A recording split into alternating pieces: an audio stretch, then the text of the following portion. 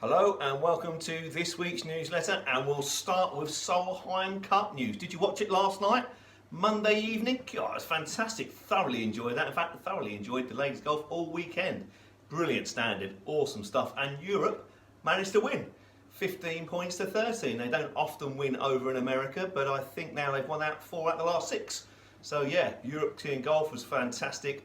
Great team they had out there. No real superstars, I suppose. You know, had the usual suspects like Georgia Hall and Charlie Hull and Anna Norquist, the reigning British Open champion. But their strength in depth, it really shone through. The women's team were superb, and I say the squad was fantastic. Every player got a point, apart from I think the German Popov, but yeah, they were really, really good, and they ended up winning in America, which was superb. So yeah, Ladies Solheim Cup, really enjoyed that. 2 weeks to go until we got the Ryder Cup over in Whistling Straits in America. Whistling Straits, a great golf course next to Lake Superior near Chicago, so that'll be good to watch that.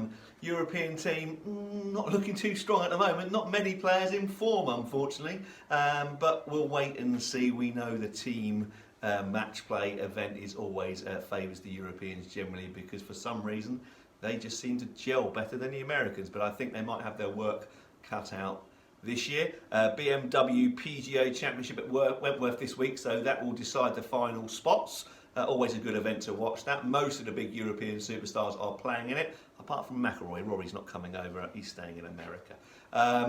Also, talking about the America, the PGA Tour, the FedEx Cup, Patrick Cantlay walked off with a cool $15 million on Sunday evening for winning the FedEx Cup. Good event, that strange format though. I'm not sure if I like the new format. After a season-long events, if all the events counted up, and it all comes down to the last event because they make it a bit contrived. So Patrick Cantlay, who has had a good year, let's not get wrong, but he's not been a standout player. He's just had a good couple of weeks at the right time at the end of the season, and he's walked off with the FedEx Cup. John Rahm, who in my opinion has been the player of the year, he's the world number one. He's won a major championship. He's won another event as well. Should have won it, but in fact he finished second. He couldn't quite overturn the deficit that he had to Cantlay over the week. So yeah, Patrick Cantlay won up $15 million. Not a bad little payday that. On to Galston Golf Club news now, and we'll start with Captain Pro news because I forgot to mention it last week. So we've got a couple of matches to catch up on and 2 more wins for me and Captain John. Yes, we're back in form. We had a little rough ride there where we lost 3 out of 4 matches, but we're back on form again.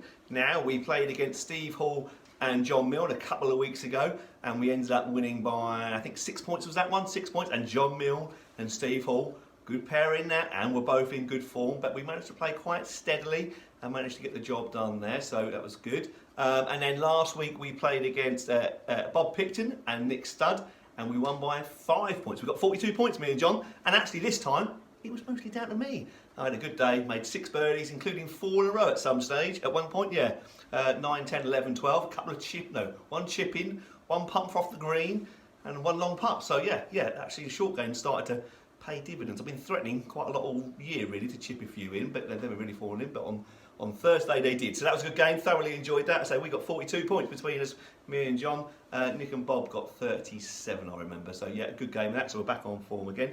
No match this week and no match the following week. And we're back on again in a couple of weeks' time. So we've got 3 more matches to play, and then it's the finals day on the 9th of October. Mark that in your diary. I'll have a sheet up for that very soon, or put it on the computer probably, so you can enter that. Should be a good day that.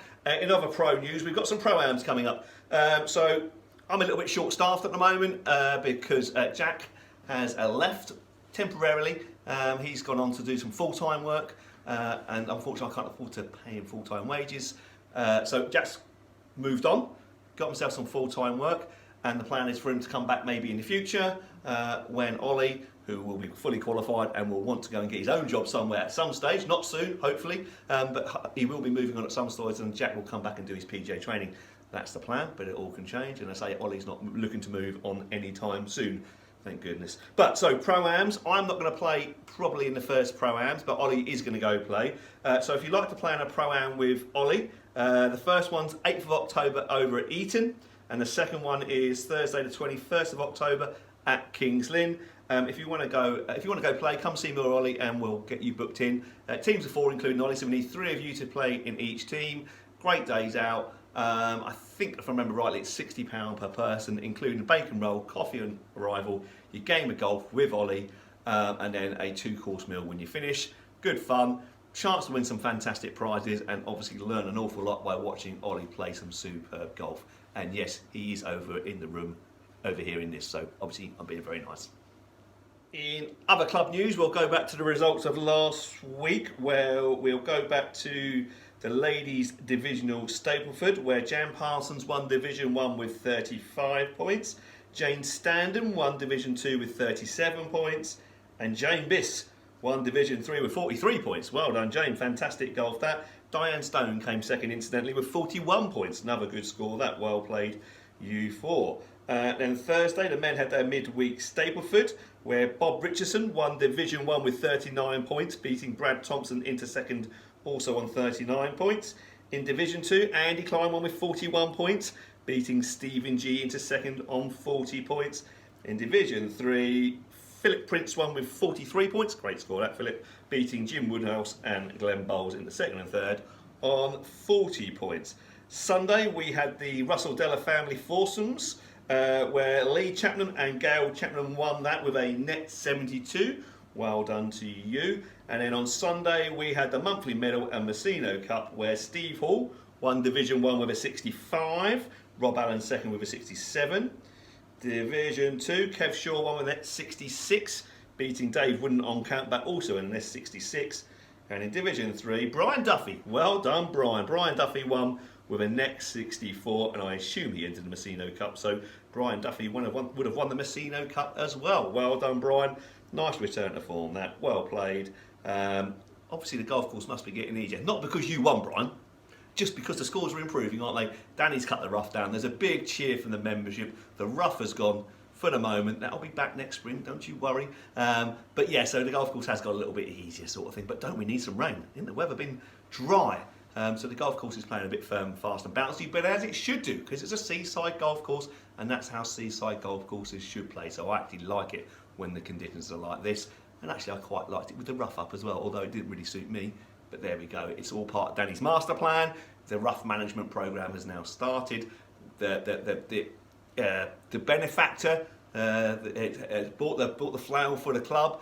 So yes, we are. So Danny's now able to flower as and when he can. So that's great. He doesn't have to go and hire it from somebody else. He can use it just when the weather's good and he wants to cut down the rough. He can just go and use it, which is fantastic news for the club. Thanks very much to the anonymous benefactor. Yeah, brilliant stuff. That.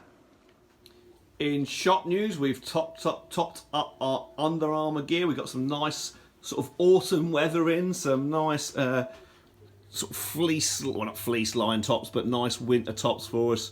And we've also got this lovely Revo jacket, which is really nice and warm. I might treat myself to one of those myself, but very smart, ready for the winter. They are sort of shower proof and wind proof, so they're nice. We've got some blue ones there, grey, and there's some red behind as well, and some black as well as the nice fleeces down here, which are really, really warm. So when the weather does turn cold, I expect those to sell out very quickly, as most of the Under Armour stuff does, to be honest. So if you like anything on the camera here, make sure you come and grab it quite quick, because the Under Armour does sell really, really well. It sells through great, and they're not always easy to top up because they don't keep an awful lot of stock in their warehouse. So yeah, when it's gone almost, it's gone. So if you see anything on the rails there, please come and grab it quickly, because like I say, I can't always promise I'm going to get top-ups and different sizes. So yeah, nice Under Armour gear.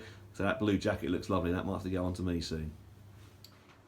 Right, that's everything for this week. Thanks very much for watching. Like I say, if you want to play on those Pro-Ams with Ollie, come and see one of us too, and we'll get you booked in for those. Right, thanks very much for watching, and I look forward to seeing you all soon. Take care. Bye-bye.